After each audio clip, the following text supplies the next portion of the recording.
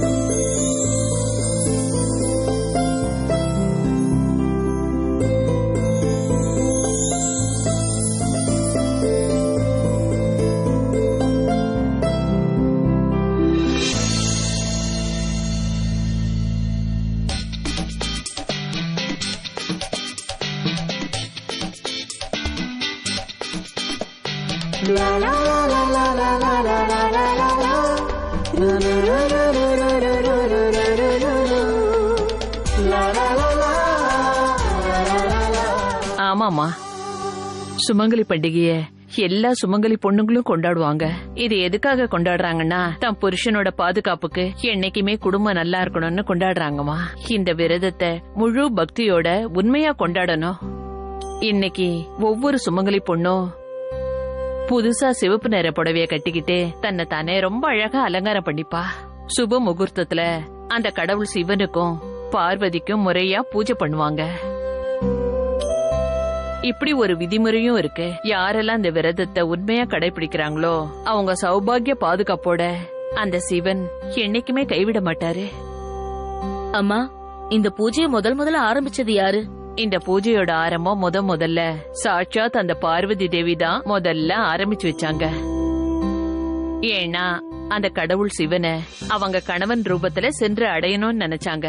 அவங்களோட தவம், அவங்களோட பக்திய பார்த்து சிவனே ரொம்ப சந்தோஷப்பட்டாரு. அதுக்கப்புறமா அவரு பார்வதி தேவிய தன் மனைவி ரூபத்துல ஏத்துக்கிட்டாரு. அதனாலதான் நம்ம பரத்வாஜ் வீட்டுல வருஷம் இந்த சுமங்கலி பூஜையை கொண்டாடுறது நாங்க எங்க வழக்கத்துக்கே கொண்டாந்துட்டோம். இந்த குடும்பத்துல இருக்கிற எல்லா மருமகளுங்களும் தன் புருஷனுக்காக விரதம் இருப்பாங்க, பூஜை பண்ணுவாங்க. அப்புறம் சாயந்தரமா அவங்க கணவர் பூஜைக்கு அப்புறம் அவர் கையாலேயே தண்ணிய குடிக்க வச்சு அந்த விரதத்தை முடிச்சு வைப்பாரு. அதுக்கப்புறமா மனைவிக்கு ஒரு வாக்கு கொடுப்பாரு. அது என்ன வாக்குன்னா, அவர் மனைவிய எந்த காரணத்தை கொண்டும் கைவிட மாட்டேன்னு சொல்லுவாரு. அப்புறம் நிர்மலாமா வழிகாட்டினதால அவங்க மருமகளுங்க மட்டும் இல்லாம இந்த காலனில இருக்கிற எல்லா பெண்களும் சுமங்கலி பூஜை இருக்க ஆரம்பிச்சிட்டாங்க.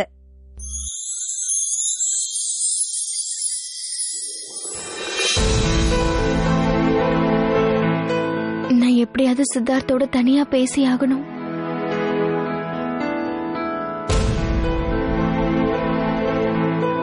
Store room.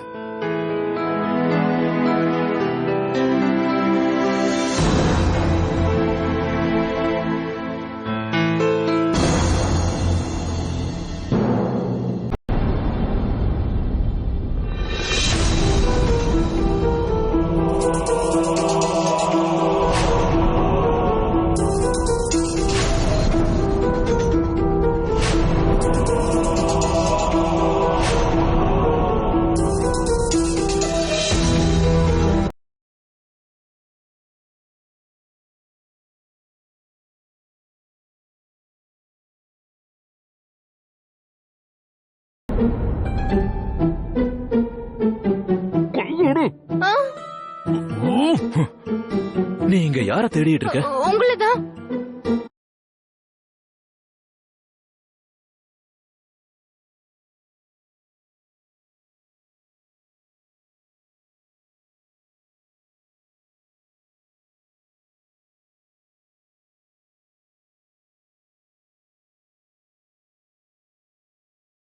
ஆரியன்? அட என்ன பாருமா, வீட்டுல இருக்கிற எல்லாரும் முன்னாடியும் நான் ஆரியன் தானே. மத்தவங்களோட பார்வைக்கு தானே உங்களுக்கு அந்த மாதிரி இங்க யார் தெரியறாங்க சித்தார்த்? இங்க நான் மட்டும்.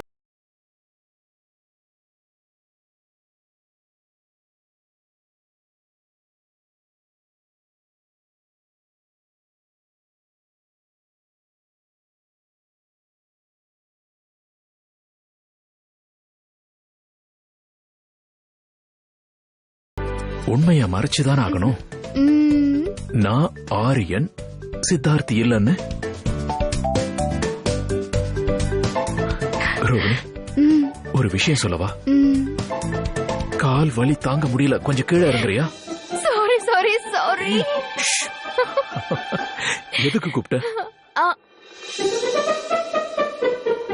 இன்னைக்கு பெரிய பாட்டி சுமங்கலி பூஜையை பத்தி என்ன சொன்னாங்கன்னு நீங்க கேட்டீங்கல்ல? கேட்டேன். ஏன்? அப்போ நீங்க என்ன பண்ணணும்னு உங்களுக்கு புரிஞ்சிருச்சுல்ல? புரியலையே. அது என்னன்னா, எப்போ சித்தார்த் தான் ரோகிணிக்கு முன்னாடி வரானோ அப்போ அவன் முட்டாளாயிடுவான். இப்ப நீ இந்த முட்டாளுக்கு புரிய வை. நான் சொல்றேன், நல்லா கேட்டுக்கோங்க மிஸ்டர் ஹஸ்பண்ட். சுமங்கலி பூஜையோட விதிமுறைகள் படி நீங்க ஒரு நல்ல ஹஸ்பண்டா உங்களோட கையாலேயே எனக்கு ஏதாவது ஊட்டி விட்டு விரதத்தை முடிச்சு வைக்கணும். பிளாப் பையன் எங்க போயிட்டான்?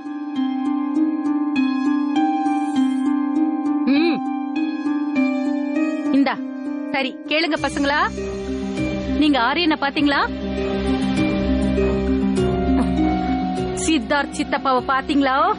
அவர் இப்போ ஸ்டோர் ரூமுக்கு போயிருக்காரு. ஸ்டோர் ரூமா? அவனுக்கு அங்க என்ன வேலை இருக்கு?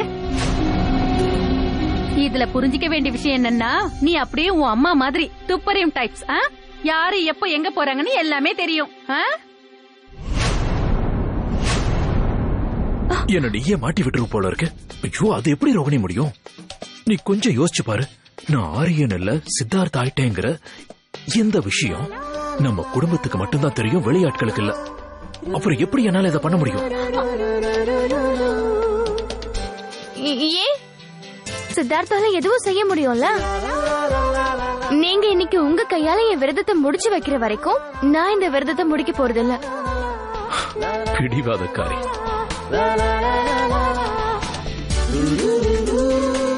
இப்போ நான் என்ன சொல்ல போறேன்னா, ரோகிணியோட கட்டளை சித்தார்த்தோட கடமை. I missed you. I miss you too, Rohini.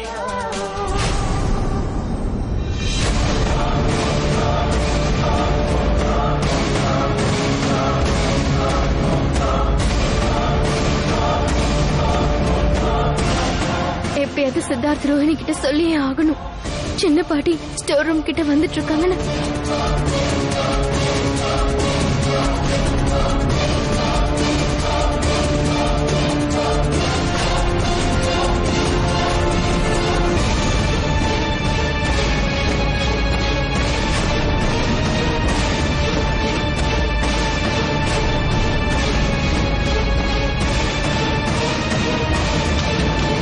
சின்ன பாட்டி இங்க என்ன பண்றீங்க?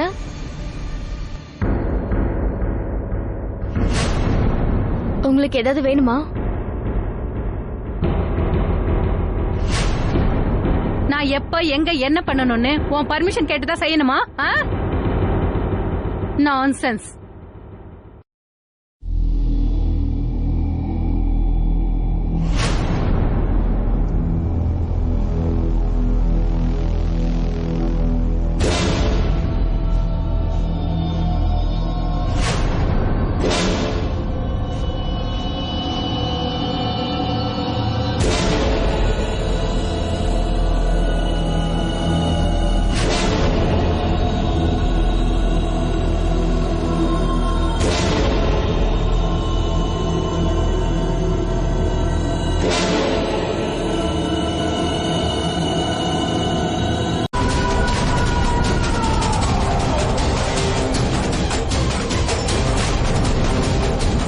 என்ன எதிர்த்து நீங்க பேசாம இருக்கிறது தான் உங்களுக்கு நல்லது.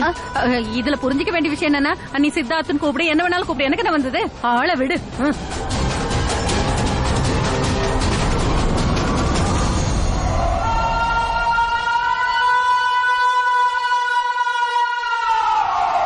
ரோஹிணி, சித்தார்த், நீங்க வெளியே வாங்க. சின்ன பாட்டி போயிட்டாங்க. தேங்க்யூ சோ மச் மாயா, நீ எங்க 2 பேரையும் காப்பாத்திட்ட.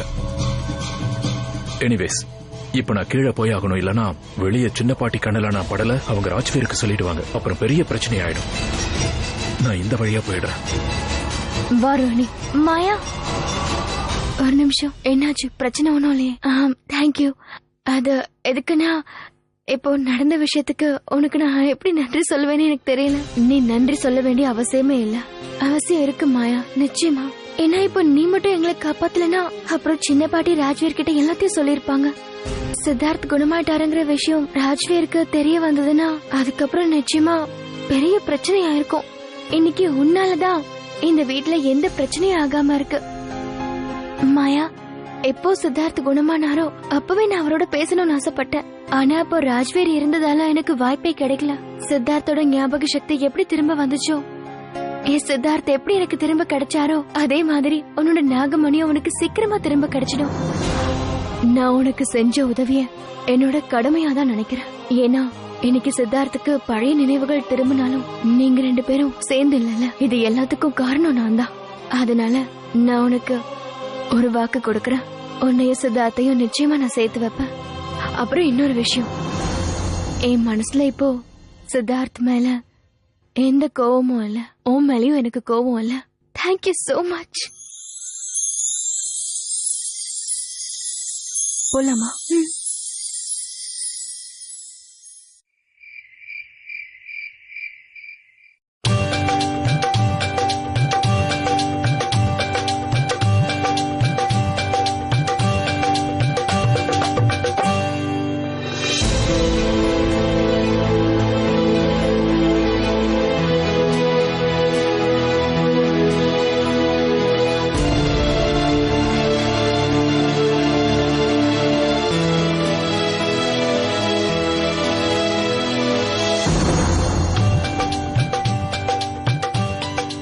என்ன நீங்க 2 பேரும் சும்மா பாத்துக்கிட்டே நிக்கிறீங்க? வாங்க வாங்க, நீங்களும் ஆடுங்க. இல்ல, வரல. ஒரு நிமிஷம், நான் பேசுறேன். நீங்க போங்க. ரோஹிணி, இதுல புரிஞ்சிக்க வேண்டிய விஷயம் என்னன்னா, உனக்கு டான்ஸ் ஆடணும்னு தோண மாட்டேங்குதுல்ல?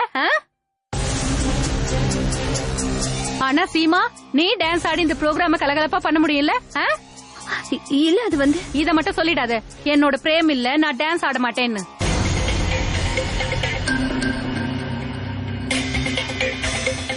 இப்ப இல்ல நான் என்ன, இன்னும் கொஞ்ச நேரத்துல வரதானே போறான். வா வா, நீ டான்ஸ் ஆடு, வா.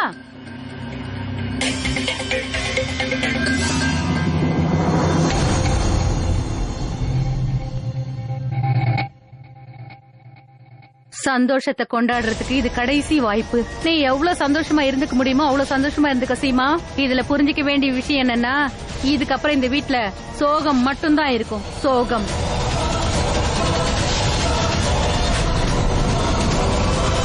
நம்மளோட இந்த ப்ரோக்ராம் ரொம்ப இன்ட்ரெஸ்டிங்கா இருக்கும் பிரேம். இந்த வாய்ப்பு உன்னோட வாழ்க்கையவே மாத்திடும். இந்த சம்பவத்தை நீ என்னைக்குமே ஞாபகம் வச்சிருப்ப.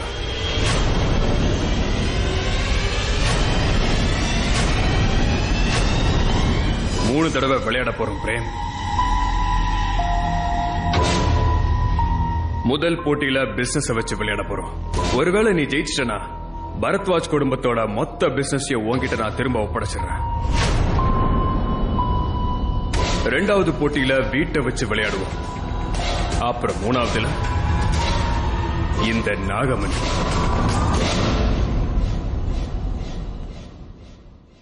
ஜெயிச்சிட்டா இந்த மூணுமே உனக்குதான்.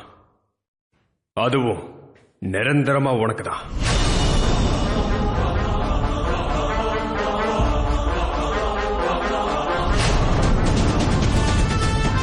எப்படியாவது நான் இந்த விளையாட்டுல ஜெயிச்சே ஆகணும். என்ன நடந்தாலும் சரி, நான் இந்த 3 போட்டியிலையும் ஜெயிச்சே தீருவேன்.